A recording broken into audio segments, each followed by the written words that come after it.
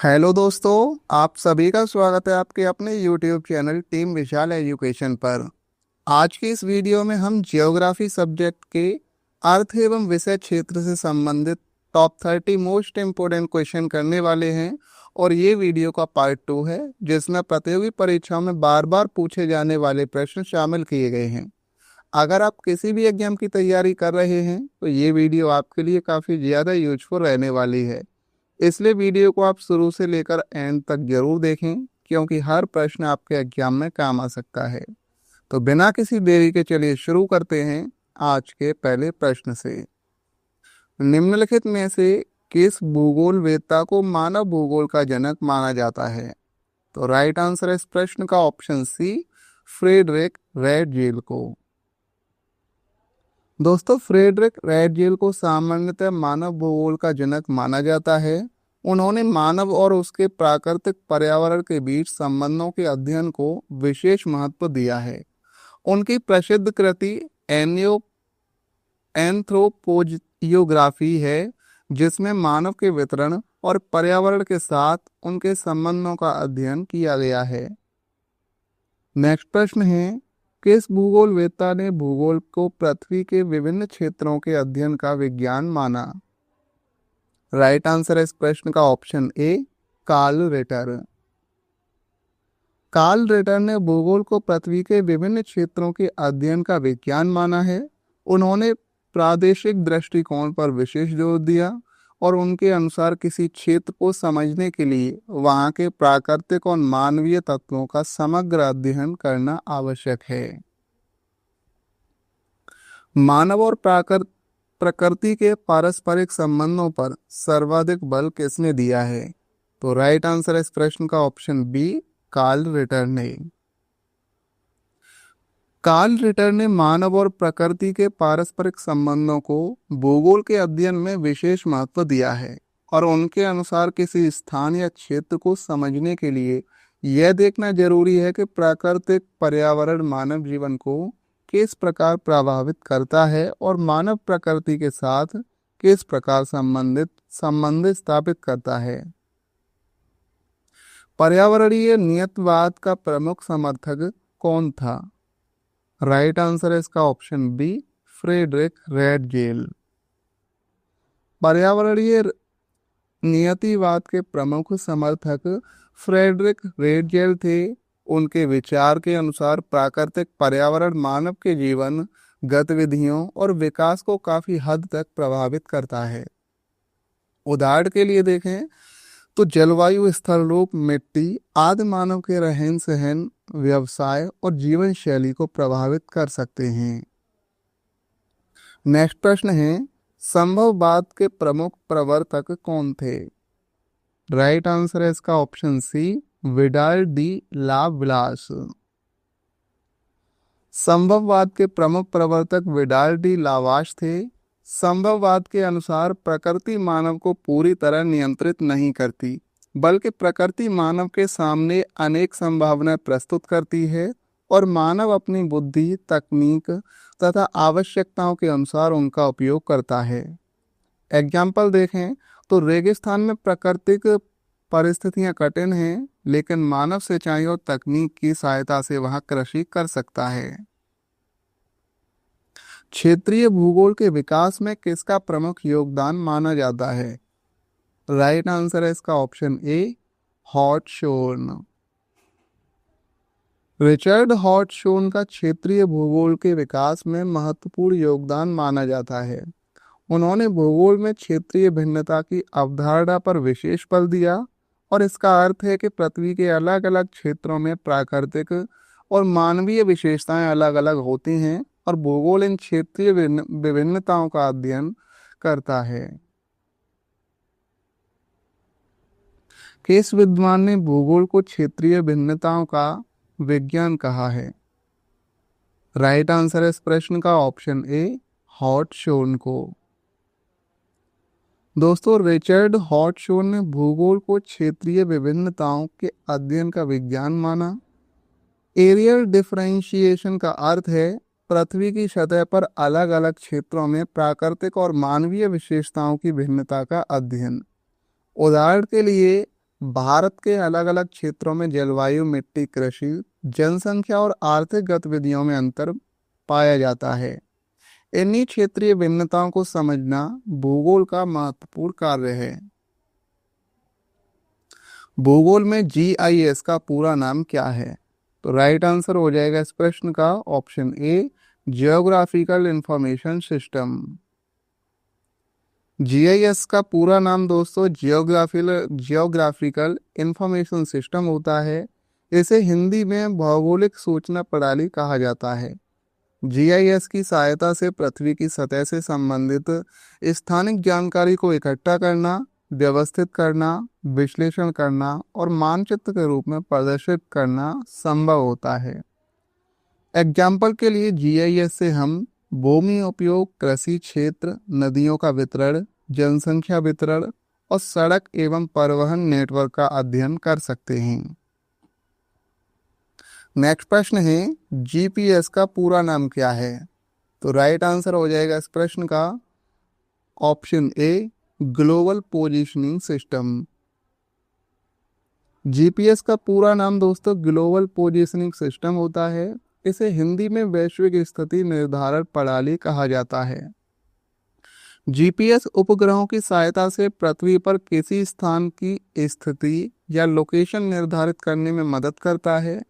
जैसे मोबाइल में Google maps पर अपनी वर्तमान लोकेशन देखना जीपीएस के उपयोग का सामान्य उदाहरण है।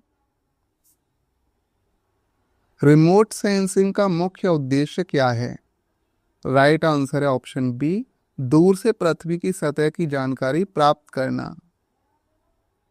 रिमोट सेंसिंग का अर्थ है बिना पृथ्वी की सतह के सीधे संपर्क में आए दूर से उसकी जानकारी प्राप्त करना। इसमें मुख्य रूप से उपग्रह, विमान और सेंसर की सहायता से पृथ्वी की सतह से संबंधित जानकारी प्राप्त की जाती है। जैसे उपग्रह से किसी क्षेत्र में वनों का विस्तार, फसल की स्थिति, जलाशय, भूमि उपयोग और बाढ़ प्रभावित क्षेत्र आदि की जानकारी प्राप्त करना। निम्नलिखित में से कौन भूगोल के अध्ययन का आधुनिक उपकरण है? राइट आंसर है इसका जीआईएस, जीपीएस और रिमोट सेंसिंग, यानी ये सभी अध्ययन आधुनिक उपकरण हैं। राइट आंसर हो जाएगा इसका ऑप्शन डी, उपर्युक्त सभी। आधुनिक भूगोल में जीआईएस, जीपीएस और रिमोट सेंसिंग तीनों महत्वपूर्ण तकनीकी उपकरण हैं। जीआईएस यानी जियोग्राफिकल इंफॉर्मेशन सिस्टम स्थानिक जानकारी को एकत्रित, व्यवस्थित, विश्लेषित और मानचित्र पर प्रदर्शित करने में मदद करता है। जीपीएस यानी ग्लोबल पोजीशनिंग सिस्टम पृथ्वी पर किसी स्थान की स्थिति और लोकेशन निर्धारित करने में सहायता करता है।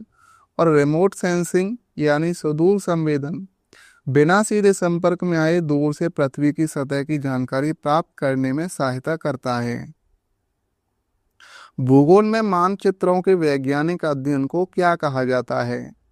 तो राइट आंसर है इसका ऑप्शन ए, कार्टोग्राफी कहा जाता है।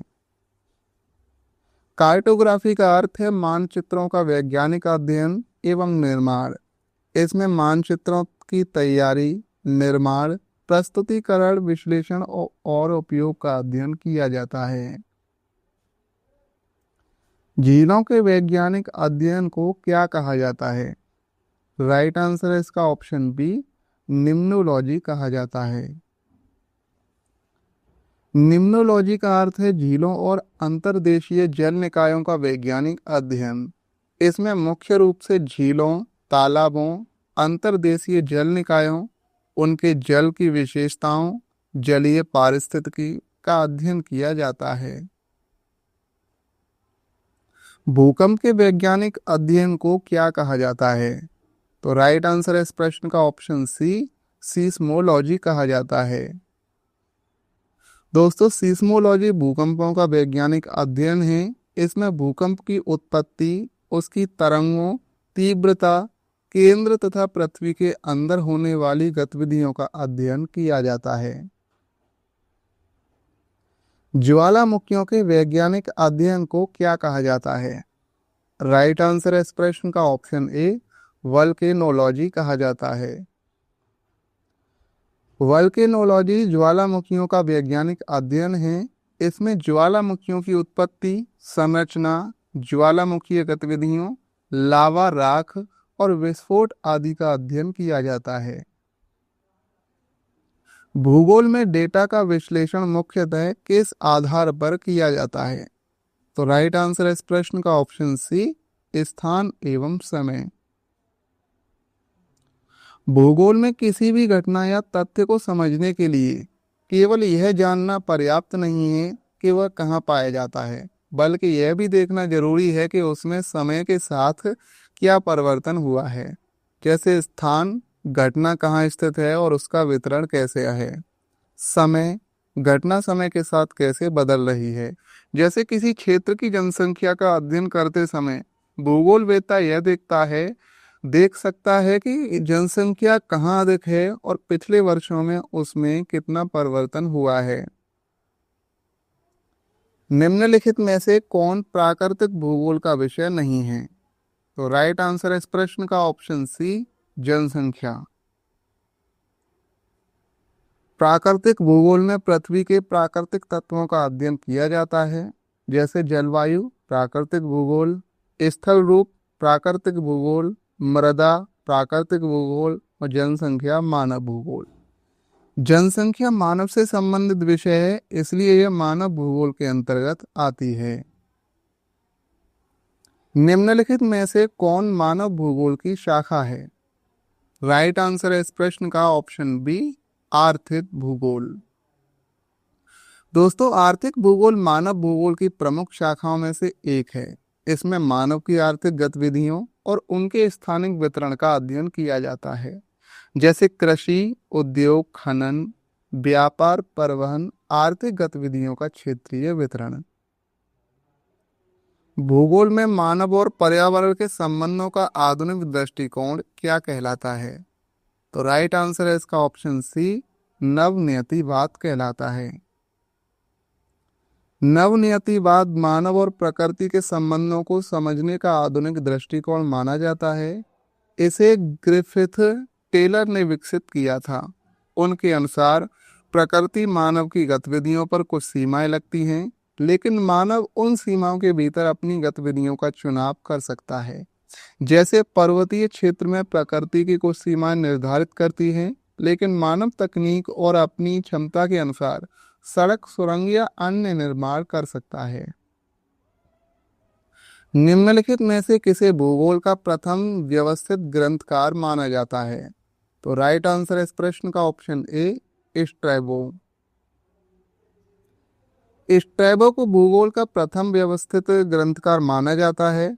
उन्होंने जियोग्राफी का नामक प्रसिद्ध ग्रंथ लिखा, जिसमें तत्कालीन ज्ञात विश्व के विभिन्न क्षेत्रों, लोगों, स्थानों और प्राकृतिक विशेषताओं का व्यवस्थित वर्णन मिलता है।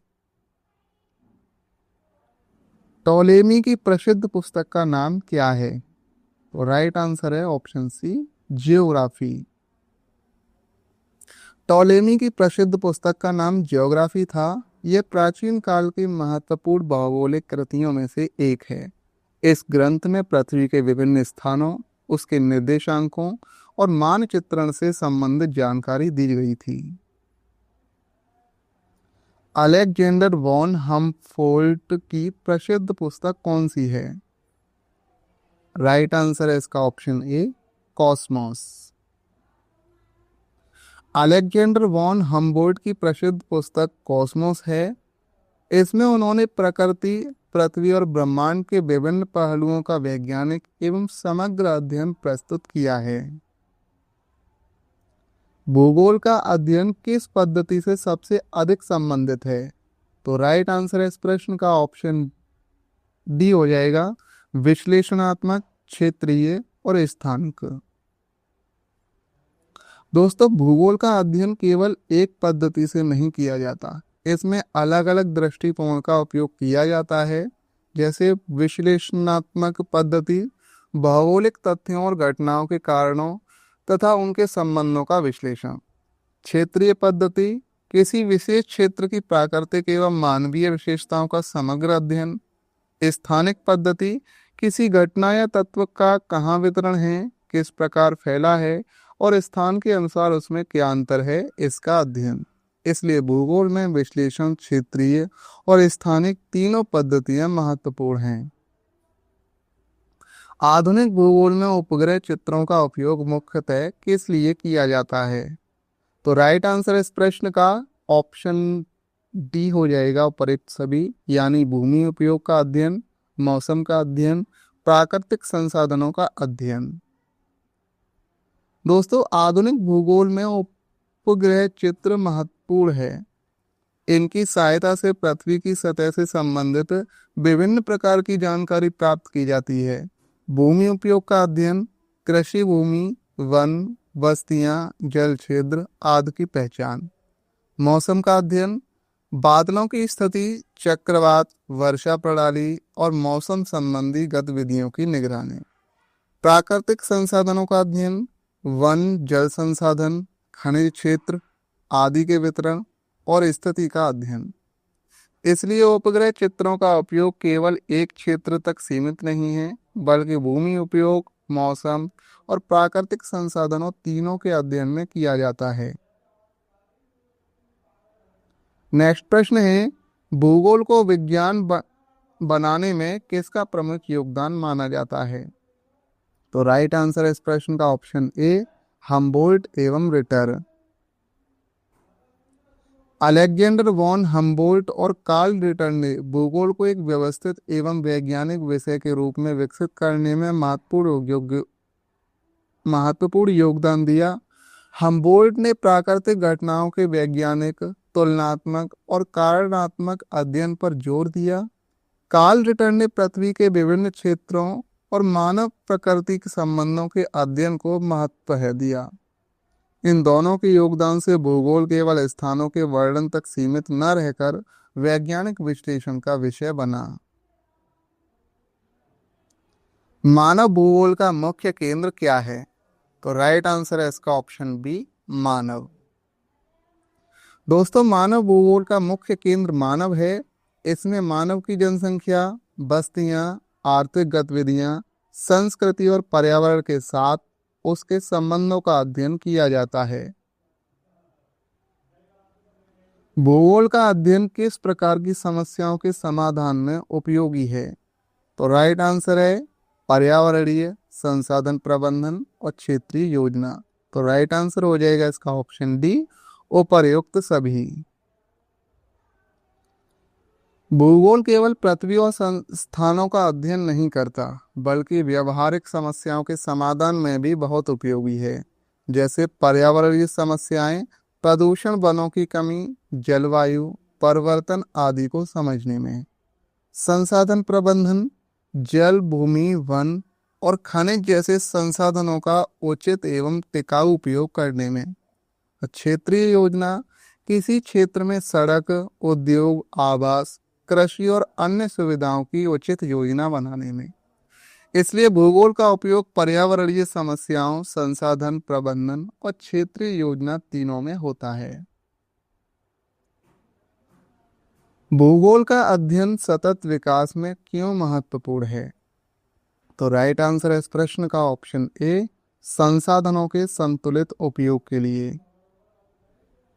दोस्तों, सतत विकास का अर्थ है कि हम वर्तमान की आवश्यकताओं को पूरा करें, लेकिन भविष्य की पीढ़ियों की आवश्यकताओं को समझौता न करें। भूगोल हमें यह समझने में मदद करता है कि जल, भूमि, वन, खनिज और ऊर्जा जैसे संसाधन कहाँ उपलब्ध हैं, कितनी मात्रा में हैं और उनका उपयोग किस प्रकार किया जा रहा है। और इसी जानकारी के आधार पर संसाधनों का संतुलित और विवेकपूर्ण उपयोग किया जा सकता है। निम्नलिखित में से कौन सा कथन सही है? तो राइट आंसर है इस प्रश्न का ऑप्शन सी, भूगोल प्राकृतिक एवं सामाजिक विज्ञानों का समन्वित विषय है। भूगोल को समन्वित विषय कहा जाता है क्योंकि इसमें प्राकृतिक तत्वों और मानवीय तत्वों दोनों का अध्ययन किया जाता है तथा उसके बीच के संबंधों को समझा जाता है। प्राकृतिक पक्ष जलवायु, स्थल रूप मिट्टी, जल, वनस्पति आदि, और सामाजिक मानवीय पक्ष है जनसंख्या, बस्तियां, कृषि, उद्योग, परिवहन, व्यापार आदि। इसलिए भूगोल प्राकृतिक विज्ञान और सामाजिक विज्ञान के बीच एक सेतु का कार्य करता है। नेक्स्ट प्रश्न है, प्रतियोगी परीक्षाओं की दृष्टि से भूगोल का सबसे उपयुक्त स्वरूप क्या है? राइट आंसर है इसका ऑप्शन सी, प्राकृतिक एवं मानव भूगोल का समन्वित अध्ययन। प्रतियोगी परीक्षा में भूगोल को केवल मानचित्र या जलवायु तक सीमित करके नहीं देखा जाता। भूगोल में पृथ्वी के प्राकृतिक तत्वों और मानवीय गतिविधियों दोनों का अध्ययन किया जाता है, जैसे प्राकृतिक भूगोल स्थल रूप, जलवायु, मिट्टी, महासागर, नदियां आदि, और मानव भूगोल जनसंख्या, बस्तियां, कृषि, उद्योग, परिवहन, व्यापार आदि। और इन दोनों के साथ साथ मानव और प्राकृतिक पर्यावरण के पारस्परिक संबंधों को समझना भूगोल के समग्र स्वरूप को दर्शाता है। तो दोस्तों, आज की इस वीडियो के पार्ट 2 में हमने ज्योग्राफी सब्जेक्ट के अर्थ एवं विषय क्षेत्र से संबंधित टॉप 30 मोस्ट इम्पोर्टेंट क्वेश्चन को कवर किया है। अगर ये वीडियो आपके लिए हेल्पफुल रही हो तो वीडियो को लाइक करें, शेयर करें और चैनल को सब्सक्राइब करना ना भूलें। और अगर आपने इस वीडियो के पार्ट 1 को नहीं देखा है तो आप उसे जरूर देखें, और पार्ट 1 का लिंक आपको इसी वीडियो के डिस्क्रिप्शन में मिल जाएगा। तो चलिए चलते हैं, मिलते हैं एक और नई वीडियो के साथ। धन्यवाद। जय हिंद।